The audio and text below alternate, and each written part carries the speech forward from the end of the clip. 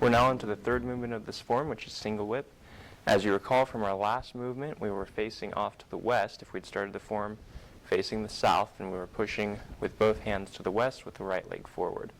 We're going to pick up from there and move into single whip. Now there is a little bit of a transition with this movement going into single whip, but it's not much. It's nothing like the transition for our last movement. It's fairly short and it's not too complicated. Now we're going to go through this movement as if I had started the form facing you, so directly towards you is south, to my right would be west, to my left would be east. Our last movement left us facing off to the west, right leg forward, weight mostly on the right leg, back leg almost straight, hips turned forward, both hands pushing to the west. From here, the first thing that you're going to do is adjust the back foot. So what you want to do is turn it so that the toes are facing to the south. And you can do that two different ways. One is by pivoting on the heel to point the toes around. The other is by pivoting on the ball of the foot, bringing the heel back in towards you to point the toes that way. I prefer to pivot on the ball of the foot. You play with both of them and see which one works better for you. So from our last movement, adjust the left foot so the toes are facing south. You're going to shift back, and as you shift back, you're going to turn your body to the south, and at the same time, you're going to lift your right toe and turn that foot to the south also. So from here, you shift back and turn the body toward the south. You're going to set the right foot down so that the toes are facing to the south, and the arms are going to continue off over to the east. The left hand's going to drop down, and the right hand's going to turn palm down. So the right hand drops down, and the fingers of the right hand are going to be facing down with the palm facing west. As they come across, you're going to shift to the right and pull in the left leg here. Notice how my elbow extends out to the side.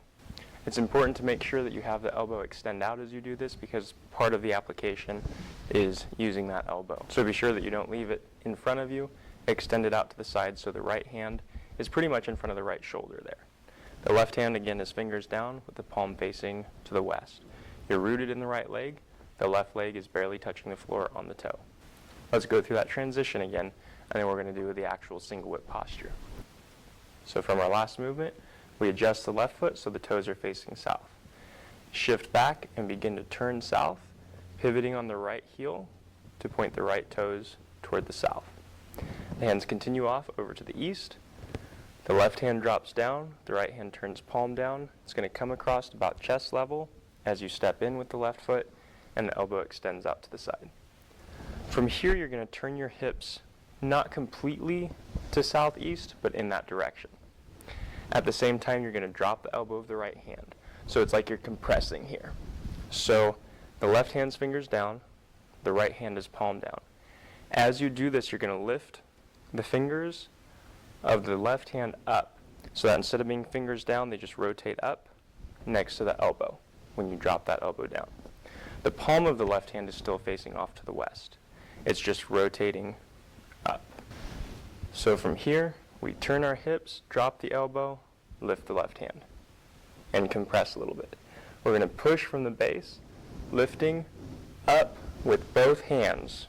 So the left hand stays close to that right elbow, the right hand extends out, and it's going to rotate palm down and fall down into a posture that I'll show you in a minute with the hands. And at the same time, this left hand that had the palm facing to the west, as this right hand turns palm down, it's going to turn palm up and stay right next to the elbow there. So if you were to look at the hands more closely, when that elbow drops down, you're going to lift the fingers of the left hand, but the palm is still facing to the west. From here, you reach out, and the right hand's palm down as it comes out, and then it's going to rotate at the same time as the left hand turning palm up, and the right hand drops down into this special posture. When that hand rotates and comes down, what you're wanting to do is take the pinky, ring, middle, and index finger and put them all almost on a line, so the tips are almost completely lined up straight here. Then what you want to do is take the thumb and put it between the index finger and the middle finger. So it's just touching between those two. The other one's staying aligned, and you're dropping that down so that there's a bend in the wrist. So you don't want to keep it straight. You want to bend the wrist and let this hang relaxed with those fingers touching. So it's almost like you're making a circle out of your hand and letting it hang. So we'll go through that again up close, and then we'll continue on with the movement. So from here, you drop the elbow of the right arm, bring the fingers of the left hand up as your body turns and sinks a little bit to the left. Here, then you're going to reach up, extend out, and as the left hand turns palm up, the right hand turns palm down, and you drop those fingers down into that posture where the thumb is touching the tip of the index and middle fingers. And you just relax that down so that there's a bend in the wrist. Once again, from our last movement, adjust the left foot so the toes are facing south. Rock back and turn. As you turn, pivot the right foot on its heel so the right toes are facing south. Sweep the arms across to the east. Drop the left hand, right hand goes palm down, shift to the right, step in and push out with the elbow. Drop the elbow down as you bring the left fingertips up. Reach up and out. Your body begins to turn toward the southwest here. Reach over and drop those fingers down so the thumb is touching the tip of the index and middle fingers. Make sure there's that bend in the wrist there. From here, you're going to leave this alone, so that arm's going to stay there as your body does other things. What you want to do is open out the left knee so that the knee is now pointing off to the east. At the same time that that opens, you're going to open out with the left arm and turn to face to the east. So from here, we open out, keeping that left arm rounded.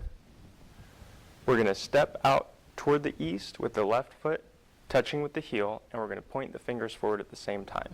So we open, step, and then as we shift forward, we're going to settle the palm and push. All right, now let's put it all together. From the push, adjust the left foot, rock back and turn, adjusting the right foot so that both feet have their toes pointed toward the south. Hands continue off to the east. Left hand drops, right hand turns palm down. You shift to the right, step in with the left. Right elbow extends out. By twisting the body, drop the elbow, bring the left fingertips up. Reach out, turn the hands so the right hand's palm down, left is palm up. Drop the right hand down so that the wrist is bent, and the thumb is gently touching the tips of the index and middle fingers. From here, you're going to open your left leg and open the left arm to the east. Step out to the east with the left foot on the heel, point the fingers of the left hand forward. From here, you're going to shift forward and settle the palm of the left hand, pushing to the east. Now I'm going to show you this movement as if I had started the form facing this way. So now this is my south, this is my west, this is my east. The last movement left us facing west. From here, I'm going to adjust my left foot so that the toes are facing south. I'm going to start to rock back and turn toward the south, lifting the right toe and turning the right foot toward the south also. The hands continue across to the left side. Left hand drops down, right hand turns palm down. I shift to the right foot, step in. Drop the right elbow, lift the fingers of the left hand. From here, I turn toward the southwest, reaching over the top, dropping the fingers of the right hand, bending the wrist. I'm going to open to the east with the left leg and the left arm. I'm going to step out, pointing the fingers forward, and as I shift forward, I push. Again, adjust the left foot. Shift back and turn, turning the right foot on the heel so that the toes are pointed toward the south. The hands sweep across, the left hand drops, the right turns palm down, push out to the right. With the elbow as you step in with the left leg. So the elbow is off to the west, I'm facing south. I turn slightly toward the southeast as I drop my right elbow and bring up the fingers of the left hand. Turn slightly toward the southwest as I reach over the top with the right hand, turning the left hand palm up. Open to the east with the left leg and the left arm. Step toward the east, touching with the heel, pointing the left fingers forward. Shift forward and push. Now I'm going to demonstrate as if I had started the form facing away from you. So directly away from me right now is south. To my right is west, to my left is east. Our last movement of the form left us facing off to the west. You adjust the left foot to face south. Shift back, turn, sweeping the arms across, over toward the east. The left hand drops down, the right hand turns palm down. They sweep across toward the west, and the right elbow pushes out to the side.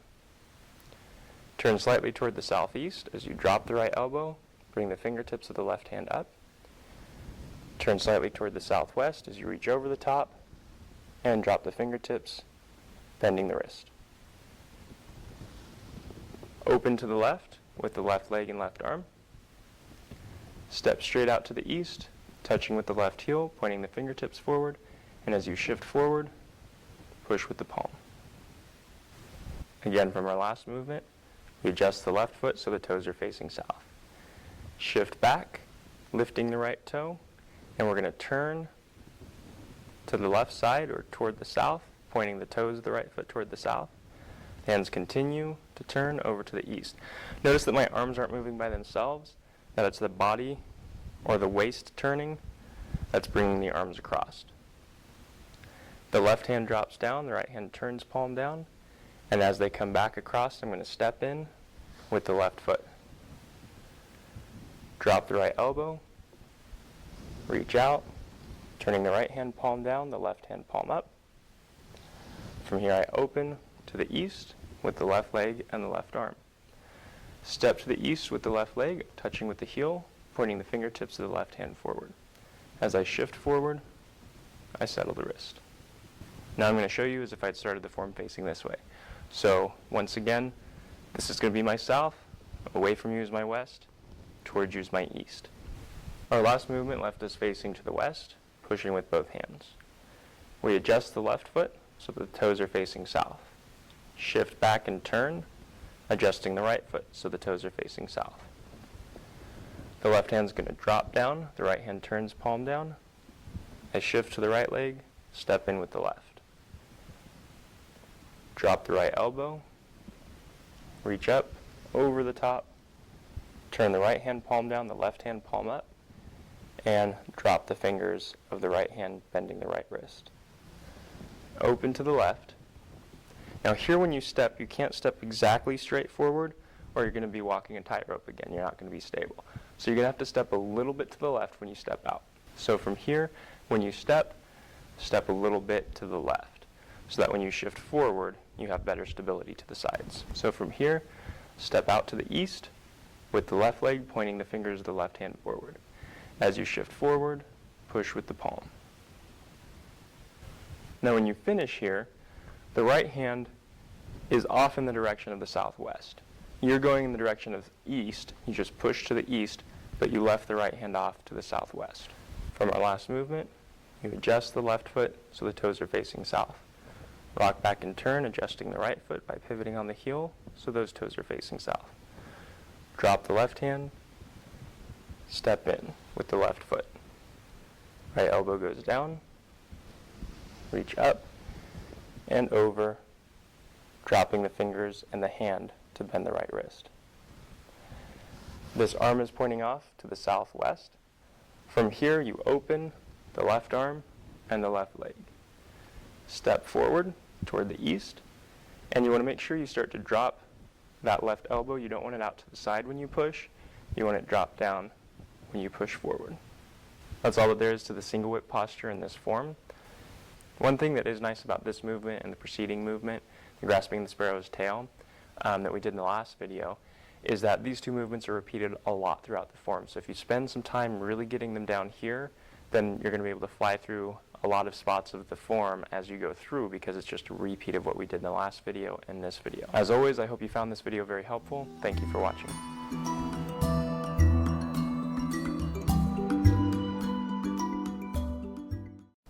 So I want to talk to you about something that I found absolutely invaluable for me while I was training in China. Now, while I was over there, I was training 6 to 8 hours a day, 5 days a week, and that is a lot of training. And as you can imagine, it takes a lot of energy to do that kind of training. So something that I had sent to me while I was over there to make sure I could keep my energy up was what's called Pure Trim. And they're basically meal replacement shakes. Now, they're used a lot of times for weight loss. If someone's looking for a meal replacement that has a lot of good nutrients in it, that's going to supply their body with the nutrition it needs while helping them lose weight rather than starving them while they're trying to lose weight, this is an excellent way to go. And that's kind of what the product was designed around, the concept that it was designed around. But also if you're just in a hurry, like I'm a college student, I teach, I work, I have a lot of stuff going on, so I don't always have time to make a meal, but I don't want to revert to like eating fast food from a fast food place because I know that's not healthy at all. So if you're like me and you very rarely have time to prepare a proper meal, it's a great way to still get your nutrition and be able to continue your daily routine. So it comes in a box like this. The box has 10 packets in it. So it's little packets like this, and each one of those packets is basically a meal replacement. So even if you're not in a hurry and you're not necessarily looking for a nutritious fast food, the thing that I love most about these shakes is that they give you a lot of energy. They don't have like caffeine or any of the other normal stimulants that you would find. They're just good nutrition. So your body can use that nutrition to actually access all the energy in the food that you're eating rather than having to try to stimulate your body with something like caffeine. So that was the main thing that I noticed when I was using these shakes while I was over in China. So that at least was my experience with these shakes. I'm in love with them. I share them with anyone that I know that is looking either for more energy or a quick way to have a healthy meal on the go. If any of that sounds interesting to you, then check them out. Pure Trim shakes. There's vanilla, strawberry, and chocolate flavors. You can get them at the website that's right here at the bottom of the screen. Check them out. Pure Trim.